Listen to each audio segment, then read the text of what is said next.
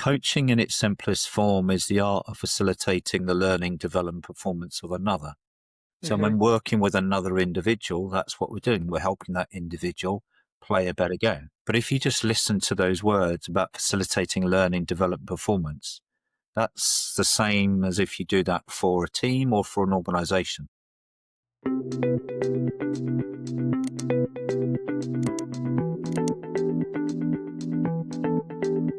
Welcome to Smart Profit AI. Today, we're exploring the challenges every founder knows, the hidden cost of doing it all yourself, and how focusing on people, values, and smart partnerships drives real growth. Joining me is Trayton Vance, executive coach and founder who helps leaders and teams unlock performance with purpose. Trayton, before we get into today's theme, could you start by briefly introducing yourself and how you went from a career in military into building a coaching business? Yeah, certainly. So, as you say, I started my career in the military where I recognized that individuals were following orders, but also thinking for themselves. And I was curious around why they were thinking for themselves. And we brought a professor in from Plymouth University, and she discovered that what we were doing is using a coaching style of leadership and training. So that was the start of codifying and putting that into a that helped us to build that into the training and the leadership development that we were doing within the military. And then that got rolled out across the various military services. And then I chose to leave the military to then go and do coaching within sort of the corporate environment and work with many organizations. And I've been doing that now for 25 years. I'm very lucky that I do what I love and love what I do, which is helping people be the best version of themselves. That's such a unique story, from discipline to structure and in the forces to helping leaders and organizations grow. It's really inspiring to hear. So when you first started your coaching practice, what did those early days look like for you? Like, were there any do it yourself fixes that you tried? It was very much about going out and networking, going to events, meeting people, tapping into networks, and making sure that I just raised awareness of the power of coaching, but secondly, the difference that it could make, and creating relationships, creating bonds, helping people to start with to feel the value of that. And I think coaching is something that people need to feel the value and power of it. And once they'd felt that, then they wanted to go on and do more work, which could then lead to paid work. So that's how we generated our first sort of revenues. And at what point did you realize that investing into this in the right people or partners was better than doing it all yourself? Yeah, so to grow any business, you've got to invest in people, and certainly the business that we're in, which is people. So making sure that we built the team, not only to build the business, but also to deliver the business. So we realized we needed partners with other coaches, with other trainers, with other consultants that aligned to our values, aligned to our purpose of coaching for a better tomorrow, and could go out and connect and collaborate with our clients in a way that I'd done right from the start. And that was the way that we then built the business to multiply, I guess, utilization rates, making sure that people were aligning to the values, to the brand, to the ethics, to our values in the way that I would do if I stayed as an individual. And we Yeah. were able to do that by just connecting and finding good and great partners. Yeah. So it's about aligning with the right person or people. Aligning with the right people capabilities wise, but also for me, it's really important aligning with people who share the same values and the same Okay. purpose and want to do great work for the right reasons. Yeah. Okay. So let's dive in a little bit deeper in this Mm. then. So how did you come into that philosophy of like finding those right people that, have those strong values, and how did you decide who is who? Yeah. So the philosophy, I guess, came from my military days where wanting to be the best version of myself and help others to be able to do that. So I was looking for those individuals that, as you said right at the beginning, were disciplined, but also set themselves high standards. Simple thing was about showing up appropriately, showing up on time, showing up in service of the client. It was those in the early stages, those sort of the traits that we looked for, and then working and sort of connecting with them to understand their values. And when they did work for us, it was making sure that we were aware of not only the quality of the work, but how they did the work, and that our clients were giving us the right feedback, that one, that they delivered the work we wanted them to deliver, but did that in the way that was relevant to our brand and to the values which we had set up. Okay. And do you have any kind of example where bringing in the right person or partner completely changed the trajectory of your business? Yeah. So another principle we have is, well, I have, is always bring in people that are better than you, because that's the way that you'll grow the business, not only in revenues, but in also being better. So it was identifying people who had specific skills that I could learn from, they could learn from us, we could learn, or we would learn from clients. So part of the values and I guess the competence was around having that growth mindset, making sure that people were bringing along something extra that somebody else didn't have, and growing the business in sort of competence and capability and diversity, which is another key thing of growing the business. And so, does value seem to play a big role on who you work with? And if so, why is it so essential for you? I think values and doing the right thing for the right reasons is absolutely critical for me. Where that's come from, I don't know, but it's always been innate in my views, in my ways of operating. And I will speak up quite loudly sometimes if I feel things aren't being done for the right reasons. So for me, that's critical. It's something which I think any business needs to be values driven and purposeful. Unfortunately, very few are these days. They all seem to be very bottom line orientated, which, yes, I get that one needs to be focused commercially, but it's people first, profit second. Okay. And Trayton, so in our last conversation that we had, you said that the biggest challenge is convincing organizations that coaching is strategic, not just tactical. Can you expand on that a little bit? Yeah. So, well, not just a little bit, quite a bit, I hope, because coaching in its simplest form is the art of facilitating the learning, development, performance of another.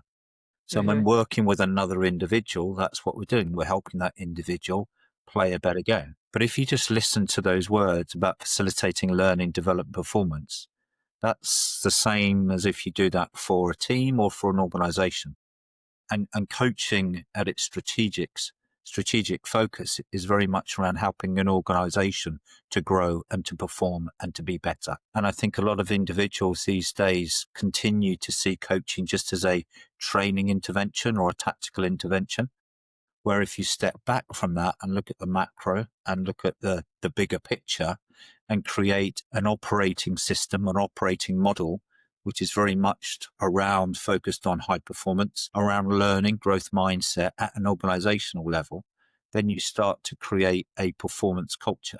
You start to create an organization that operates effectively to drive and deliver performance, to the extent where I would say sustainable performance, because if you put people before profit, then you create sustainability within that operating system. And I think coaching sits at the heart of that, of the operating model that you need to create, but also in the way that leaders lead. And I think there's too many organizations with a leadership focus, which is around what I call leadership management, which is your sort of command and control. Yeah. And in the old days, that would work. But in the new ways, with the new world of work, and what people are looking for now, which is more purposeful, focused leadership and something that puts people at the heart of an organization, then it needs to be leadership coaching, which is more human centric and moving from that command and control to a more connected and collaborative way of operating. And that way you get the best out of everybody. And if you Yeah. multiply that across an organization, you get the best out of the organization as well. Okay. Yeah, I agree with you. What in your opinion, what is the difference between seeing coaching as training versus seeing it as a driver of long-term business performance? The main difference with that is mindset. And I think if senior leaders, HR professionals see coaching just as a training approach, then that's the place they will keep it. But for me, as I outlined, coaching is very much, if you focus it, have a mindset that you can use coaching strategically to change the way that people operate, the way that people behave, the way that people perform, then you're focusing on changing a culture. And what you need to do with the culture is embed those new ways of operating and tapping into agility, adaptability to align with the speed of change and the changes that are going on across the world, and not just in a commercial way, but in other ways as well. And do you find forward thinking leaders are more open to this perspective? And if so, why?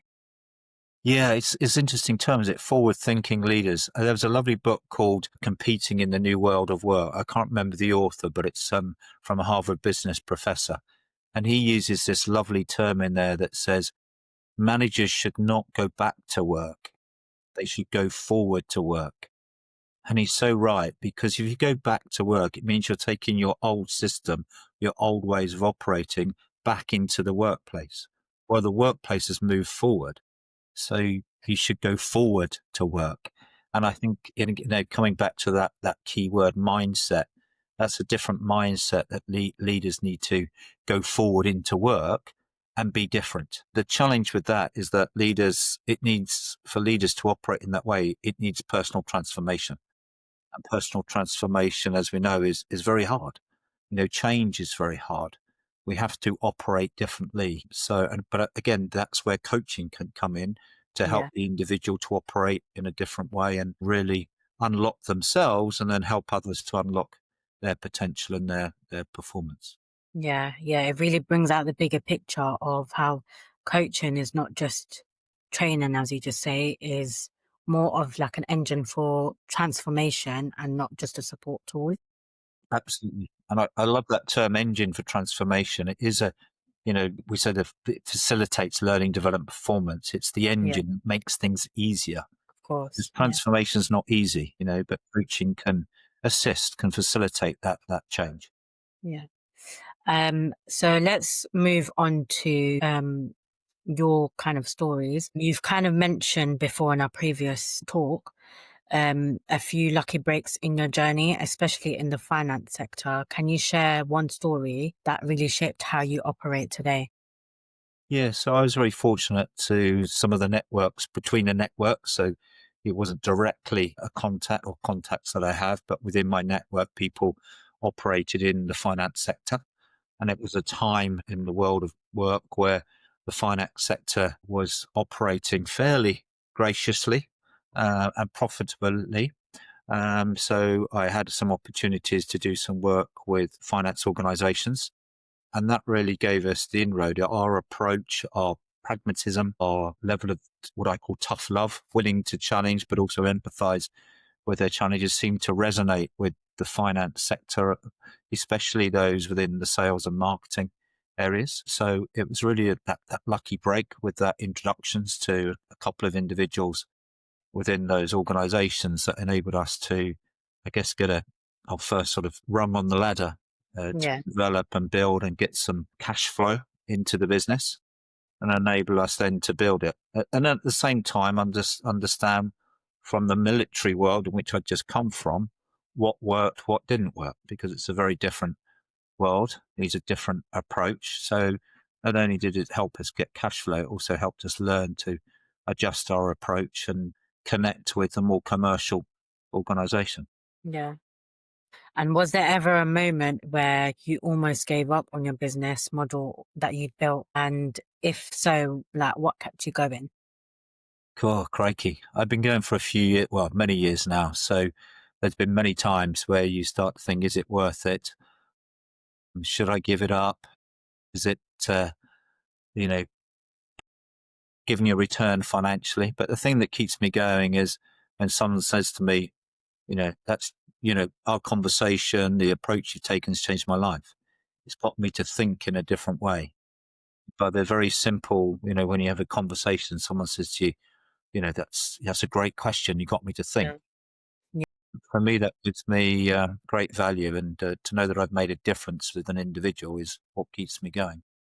Yeah, of course. You just have to step back and look how far you have come and see, just think to yourself, what will happen if I just give up now? It's all about the discipline, the motivation, and again, the mindset, like you said, just to keep going.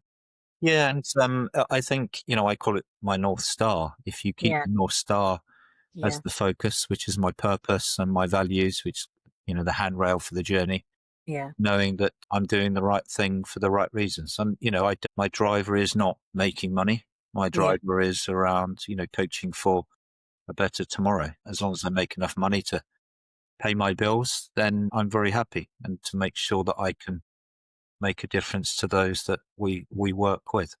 Yeah. Okay. And if you could go back and give your early founder self one piece of advice about DIY fixes, what would it be? I think it will be the journey's going to be a roller coaster. It's going to be up and down, Yeah. but like any roller coaster, it flattens out.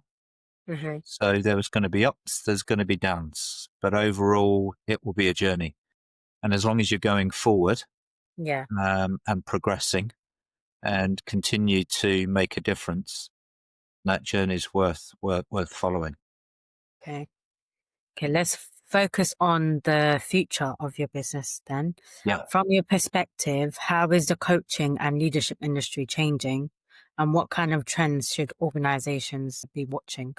Yeah, I think this is not going to come as a surprise for your viewers. AI Yeah. is going to be huge. I think we're only seeing the tip of the iceberg. Yeah. You know, Coaching is very much a human intervention. It's about Yeah. connectivity and collaboration between two parties minimum, as we said, the organizational piece as well.